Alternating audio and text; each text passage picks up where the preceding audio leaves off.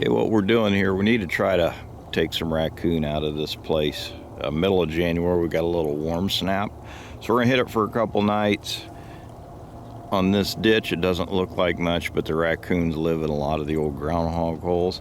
So what I did through here was, and I set them kind of heavy, I concentrated right on points of interest. You know, you gotta have something, no matter what it is, raccoon, mink, muskrat, whatever, you gotta have something that they're attracted to.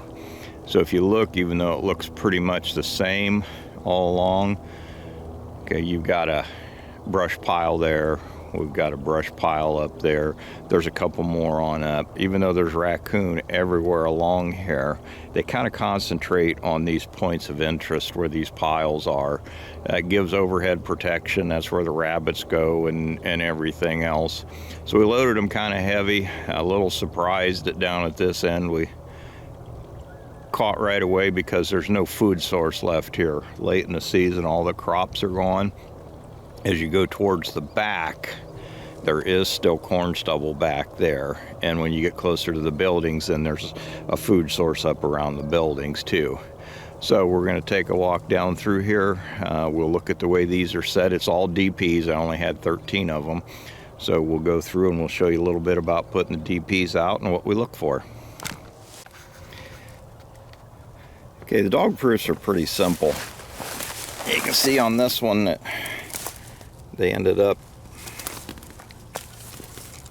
yeah, they didn't quite clean it out. There's still bait down in there. It might have been the same guy we got right next door.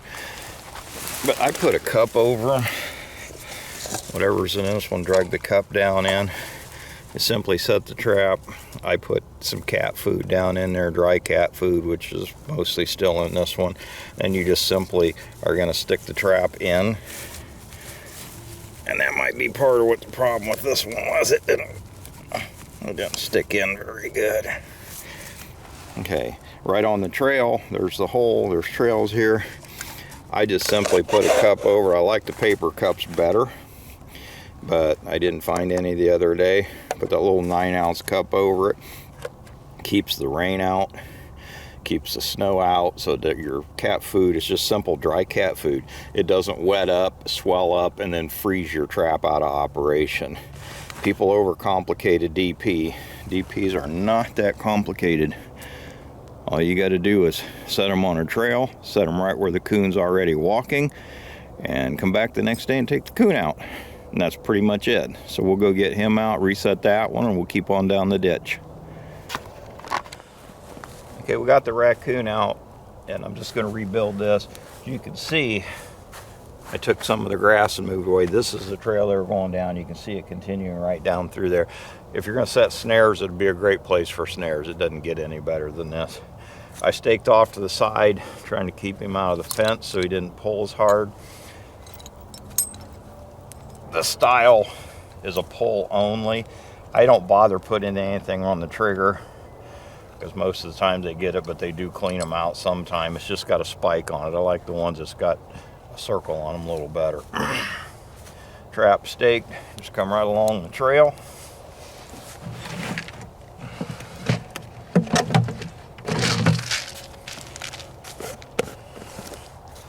And we just put a little cat food. I'll fill it about half full. That's plenty. See a little bit spilled out on the ground. That's fine. Gives them a little bit of a taste maybe to make sure they go on in. Put the cup over top of it and you're ready to go. And the one thing I'm going to do, I don't ever leave trash. So we take the one that's busted up. That's one reason I like the paper.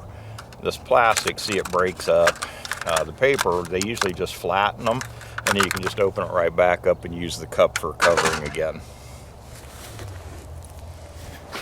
Okay, we're going to be coming up on our next structure, point of interest, attractor, whatever you want to call it. There's this brush pile over here, and we got trails that go between the brush pile and the ditch.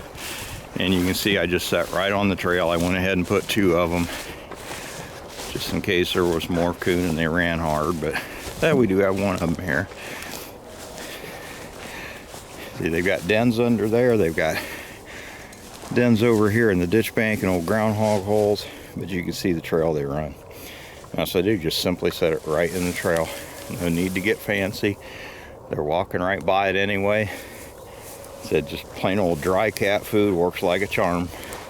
So we'll get him out, and we've got 2 more spots up here yet to go, and see if we catch another one or two.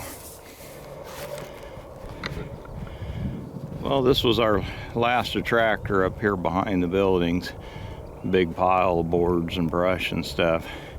Had 2 different trails coming down to the ditch, and I was hoping to see a little more action than this, but you can see this trail, I put 2 on it just in case there was a lot of activity. Had another one back there, but it's late season.